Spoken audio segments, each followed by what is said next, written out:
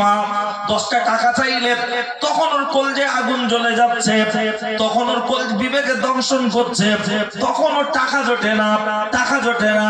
লক্ষ্য করলে দেখতে পাওয়া যায় অথচ তাবিজ নিয়ে গলায় দেওয়ার জন্য ব্যস্ত হয়ে আছে। আরে তাবিজ যেটা লিখে দেয় কোরআন শরীফের কোন একটা অংশ তো লিখে দেয়, অথচ ওর বাড়ি 30 পারা কোরআন শরীফ শোকেসে আপনার তুলে রাখা আছে, সারা বছর একদিনও তেলাওয়াত হয় না। এরকম বাড়ি আছে না নাই? আরে কুকুরের গলায় যদি মাদরি দেওয়া হয় কাজ হতে পারে, ওরে একটা তাবিজ কেন 30 পারা কোরআন যদি ওর গলায় ঝুলিয়ে দেওয়া হয় কাজ হবে না? হবে না। বলবেন কিসের জন্য বসেন, এতক্ষণ কি শুনেছেন আমি জানি না, আমার বক্তব্য কেউ শুনে, আমার ওয়াজ শুনে কেউ দেবে পেটাই, কেউ দেবে মেটাই, দুটোর একটা হলে হয়ে যাবে ভাই, অসুবিধা নাই। তাই একটু বলে রেখে যাই, শুনে রেখে দেন, জেনে রেখে দেন।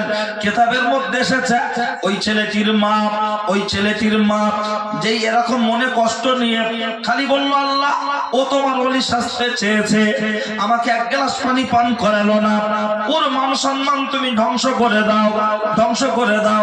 মা ঘুমিয়ে পড়েছে আর ছেলেটি নামাজ শেষ করে টুকটুক টুকটুক টুকটুক করে মায়ের ঘরে দরজা খুলে ভিতরে গেল, চলে গিয়ে ডাকছে মা মা মা, কোনো সারা শব্দ পাওয়া যাচ্ছে না, কারণ কিতাবের মধ্যে এসেছে আন্নাউমু আখুল মউত, ঘুম হলো মরণের ছোট ভাই, ঘুমিয়ে গেছে মানে মারা যাওয়ার কাছাকাছি, কোনো সারা শব্দ নাই। ছেলেটি কিছুক্ষণ দেখে নিজের ঘরে চলে আসলো, দরজা বন্ধ করলো, বিশ্রাম করছে অথবা ইবাদত করছে, অথবা ইবাদত করছে।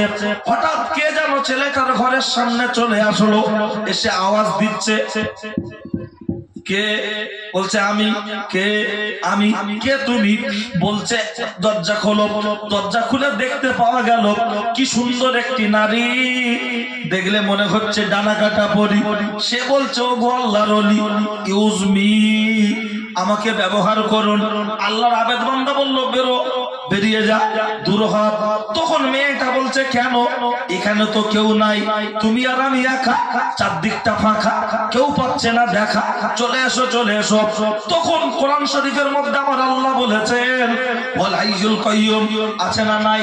আয়াতুল কুরসির মধ্যে যাদের আয়াতুল কুরসি মুখস্থ আছে মনে করে দেখুন, ওয়াল হাইয়ুল কাইয়ুম, আমার আল্লাহ ঘুম থেকে পাক, নিদ্রা থেকে পাক, আর পৃথিবীর কেউ না দেখতে পাক, দেখছেন আমার আল্লাহ, দেখছেন আমার আল্লাহ। মেয়েটাকে যখন দূর দূর করে তাড়িয়ে দিচ্ছে রে, রাস্তায় যেতে যেতে পাহাড়ের পাদদেশে একজন ছাগল চড়ানো রাখাল শুয়েছিল, তার কাছে গিয়ে বলা হচ্ছে ও কি ব্যাপার? বলছে আমার সাথে যৌন মিলন কর।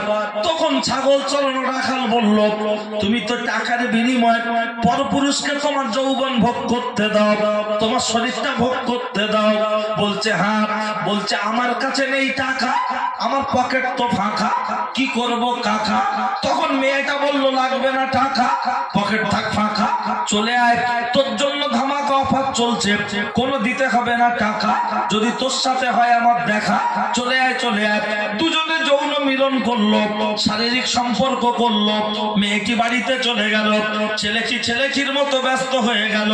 কিতাবের মধ্যে এসেছে হাদিস বুখারী শরীফের রিওয়ায়েতে, দিন আসে দিন যায়, রাত আসে রাত যায়, এমন চলতে চলতে চলতে চলতে যখন ওই ছেলে আপনার 2 মাস অতিবাহিত হয়ে গেল, মেয়েটার পেটে বাচ্চা চলে এসেছে, আস্তে আস্তে পেটটা উঁচু হচ্ছে, 3 মাস হয়ে গেল, চারিদিকে খবর পৌঁছে যাচ্ছে।